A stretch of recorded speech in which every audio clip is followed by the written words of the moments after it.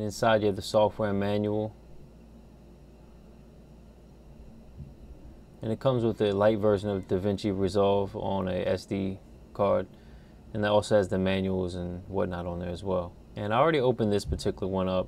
It just has the battery, and right there what I'm pulling is the wrist strap, and the other compartment is for the battery charger. The way you power it on, you just hit the power button. You don't have to actually hold it in. You only hold it when you power it off. And there's just a quick look at the actual exterior of it. And it came with a wooden camera, 1/4-20 hot shoe adapter.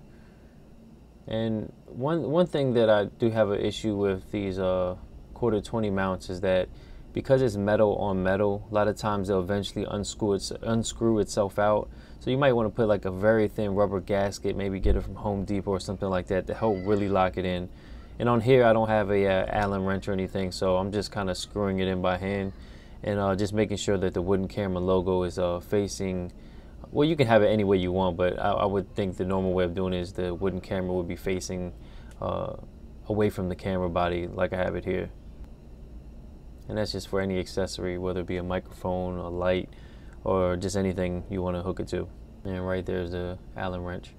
All right, and this is the size comparison compared to my 5D Mark III, a typical DSLR that most people may use. And you can see by the size comparison, it's way smaller, a lot smaller. Screen size are somewhat similar, but everything else is it's night and day. It's like a point and shoot in comparison. And I pull my iPhone out next to it just to give you an idea of the actual dimensions of the camera, because it's very similar. And when I lift the camera up so you can see the thickness of the actual body, you can see that the camera is not much bigger than a phone, minus the actual mounting area. And on the back, right here where I'm pointing at, is just an adhesive mount, and that's protruding a little bit from the actual body size, making it look a little thicker than what it is. And that's for Zacuto viewfinder. And the grip on the Mark III or any DSLR feels comfortable. The BlackMagic is small, but it's comfortable as well. I'm looking at the build quality just from the exterior. It's like a metal finish on the top and the bottom. And you can see the HDMI and everything else on the side, microphone. And there's a 1/4-20 on the bottom. And you can see where I kind of scratched the metal from hooking it to my Varavon cage. I don't know if you can really see it in the video. Even inside the actual 1/4-20 hole, there was it like punctured like a piece of plastic lining or something. And the battery door, it's metal as well. You see the battery compartment. And it's a very soft finish as well. It's more like a soft rubber mat. And the screen is a matte finish as well. It's not too prone to fingerprints, but it's still not that great in bright light like any other screen. What I do like is the metal mount, the lens mount, and even the mount right there is metal, and on some cameras they're actually plastic. Then you can see the active micro four thirds. All right, now we're just gonna take a look at the SD card I use, and it's the recommended SanDisk 64 gig, 95 megabits a second Extreme Pro. It is a little costly, but at this point it's necessary, and especially if you're shooting RAW. And you don't need it based on certain codecs, but I just like to have it anyway. And at $100 a pop, they are pretty costly though, but I guess if you need it, you just need it.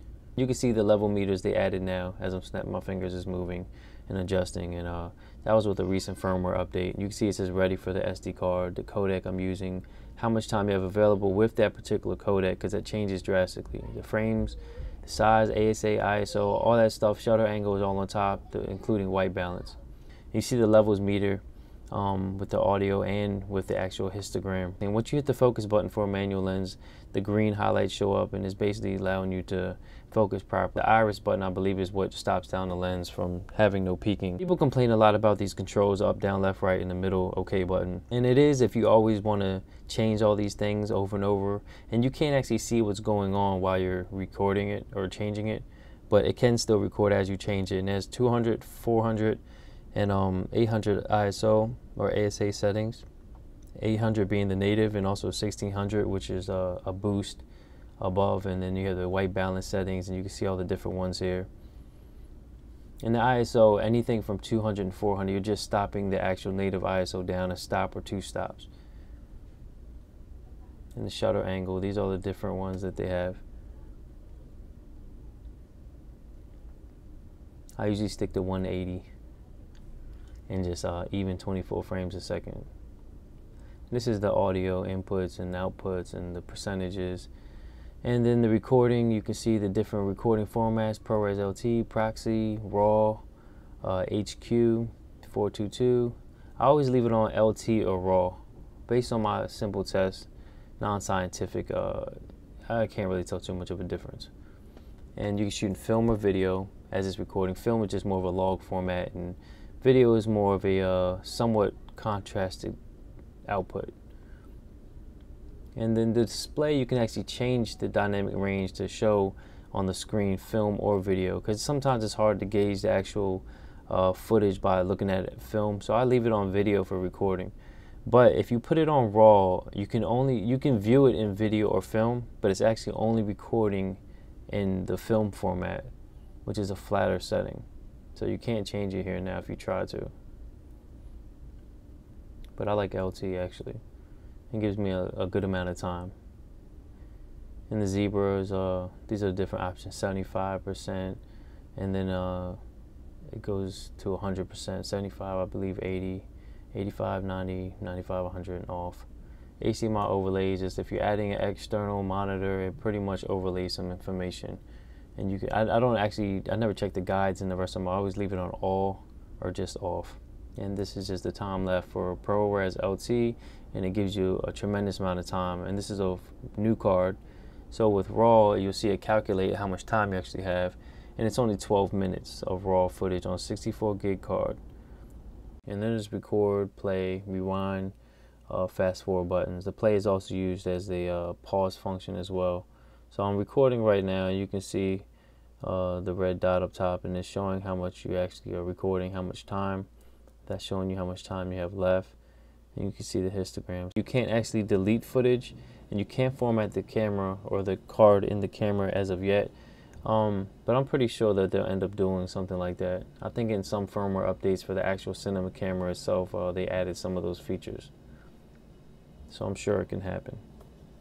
So this is where we're going to just take a look at the sensor size itself. This is not to be too scientific or techie about it. It's just an idea so you can just see it in person, how the difference in size, if you can see inside the Mark III. That's a mirror in a way, but you can still get an idea of the size of the sensor itself just by the opening.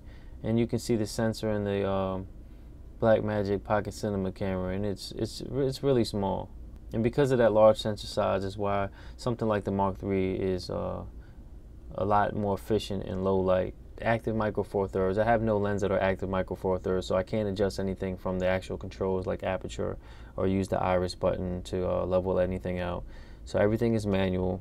Now this is a FD lens. I love these because they're very inexpensive. This is a one of the better 1.4s, and I still paid, I don't know, it was still under $100 no matter what it was. And you could find 1.8s for dirt cheap, $20, $30. And this is EOS and micro four thirds. But I love the FD lenses because they're very inexpensive comparing what I would pay for like a typical lens I would use, and they're super lightweight, and I really like that. But I do love this system. I have to admit, I'm still working on the actual camera itself and understanding the exposure and how to work the camera coming from DSLR shooting. I'm a photographer first, so a lot of these things I implement from the knowledge I have from photography and implement it into DSLR, HDSLR shooting, and into using BlackMagic cameras. And the reason why I started with the pocket cameras, I was thinking about upgrading into the cinema camera and having 3 cameras. And before that decision, I was debating between the GH4. And to be honest, after having these cameras, I'm still debating and thinking I still want the GH4, and I'll probably get it sometime next year. So that's pretty much just wrapping up my first thoughts on the actual BlackMagic Pocket Cinema Camera. I'll go ahead and probably make another video later on just to show some more footage. The very first footage that I have up on my other video, I really had no idea what I was doing. I just pretty much posted it up, and it's before I really had an understanding of the camera. And a lot of my shots were overexposed, underexposed, a lot of funny white balance shifting, and it wasn't that good. I have a better understanding now of how to maneuver it and understand the native ISO and what that means when filming anything. And just a better understanding how to use it. So I'll touch base on that in the next video, and just keep checking the next ones out, and let me know if you guys have any questions, and I'll do my best to try to answer them.